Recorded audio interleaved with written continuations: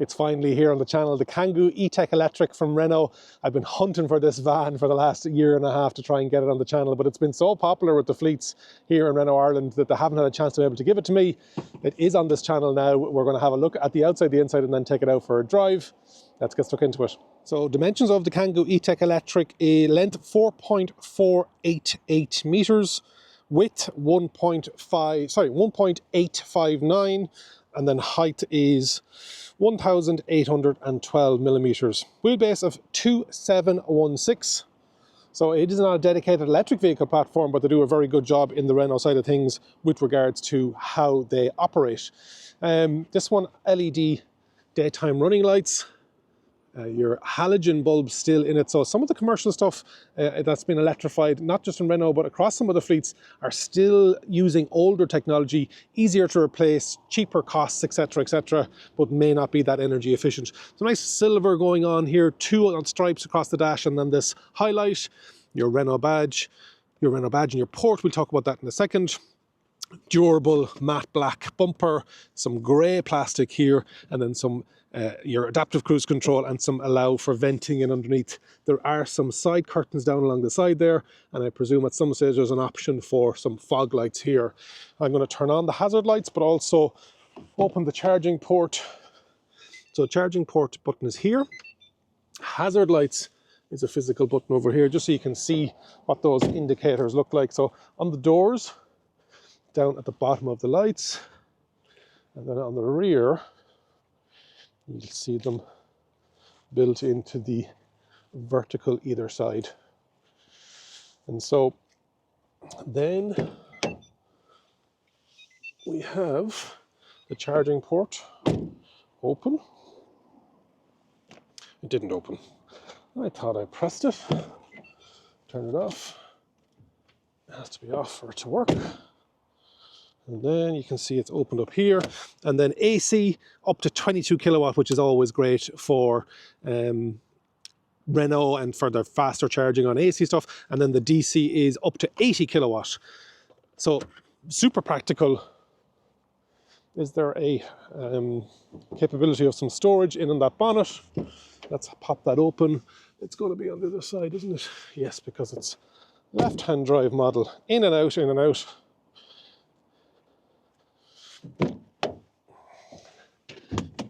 And then we can open up this.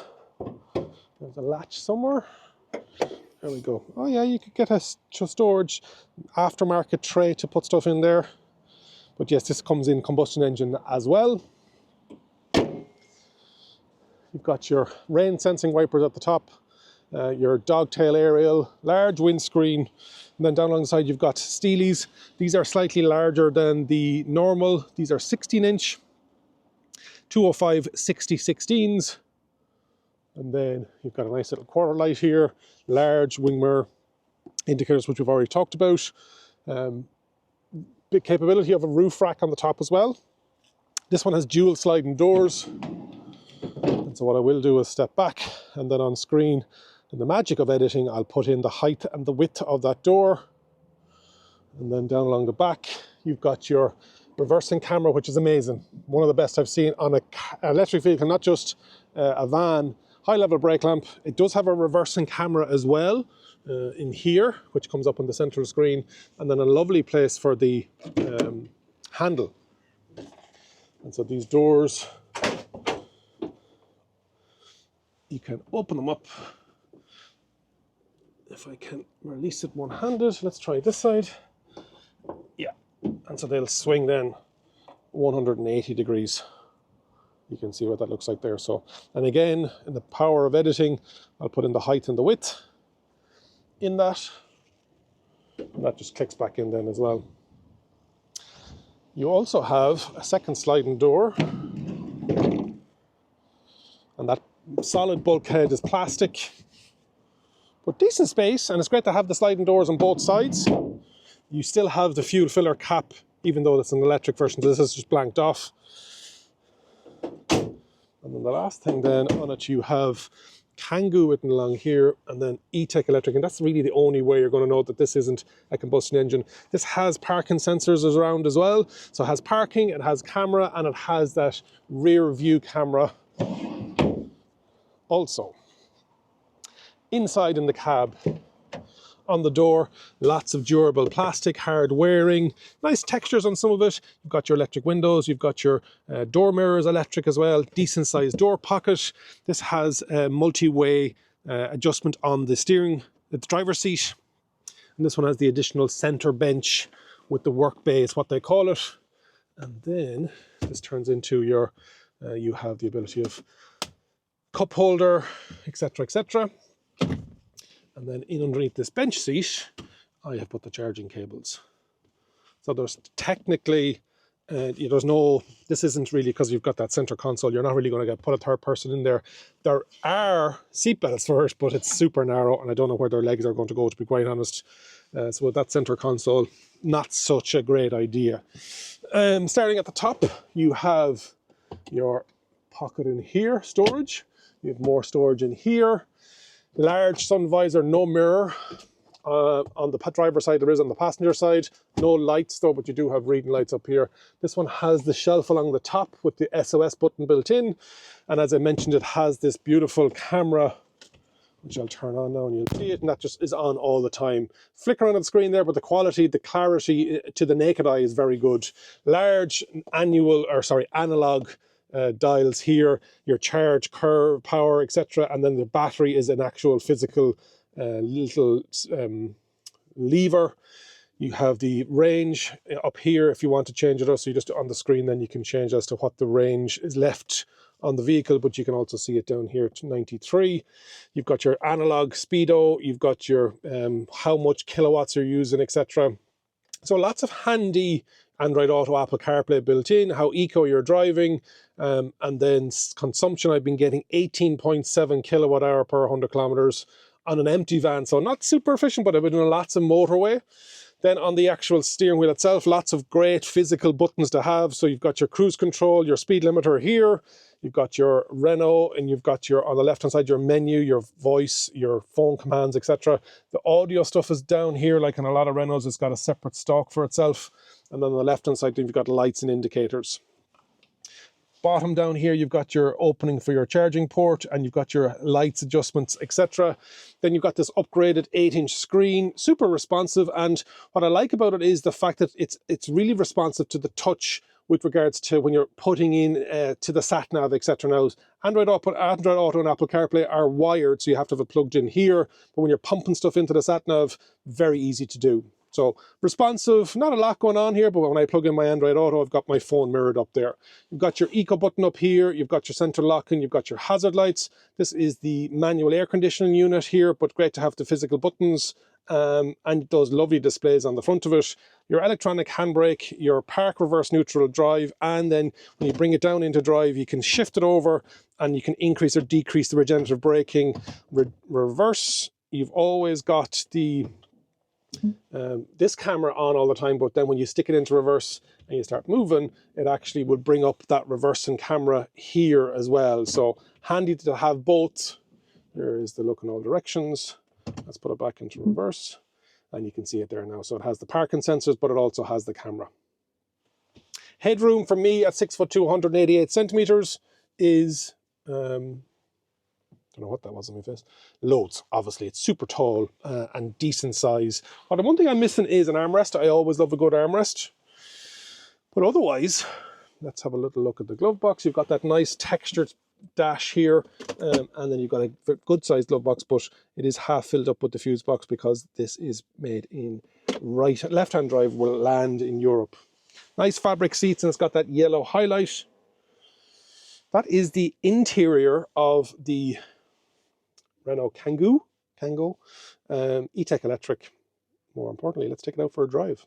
One thing I didn't mention was down here in the center console, there's another cup holder, some storage, and then a 12 volt. So just wanted to make sure we catch everything there. So there's 12 volt here. I don't know if there's, oh, there is up here in this console up here, you've got more charging options, and you've got that charging / data connection on the screen. So power outlets, not a problem here on the Renault Kangoo. Now we can take it out for a drive. What's it like driving the Renault Kangoo E-Tech Electric? It's still a physical key. Kind of unique at this stage. Little foldy up jobby. And there is an ignition tunnel. Any other stats before we... So this one will have... we talked about the GSR2 stuff as well, which is coming into a lot of models. So you'll have your driver, front, passenger, side, curtain airbags, automatic lights and wipers, rear parking sensors, driver attention and drowsiness alert, speed sign assist, and AEBS for urban and city. Starting price is going to be $38,895 inclusive of the SEI grant. Obviously look at your total cost of ownership and running these electric vehicles across your fleet. On this unit, the optional extras are the rear view camera for the reversing, but also the smart rear view mirror, which I think is amazing. 16-inch steel wheels on the outside of this. Otherwise, I think we're going to take it out for a drive. Any other stats that I need to know about? Not really. So you make sure it goes into ready, and it's got the traditional automatic lever, and as I said, you can drop it over and have an increase or decrease in it. I need to plug in my Google Maps. Oop. I actually find it a bit torquey, if I'm honest. So I like to put it into B mode 3. And I find the brakes a bit grabby, but we can talk about that out on the drive.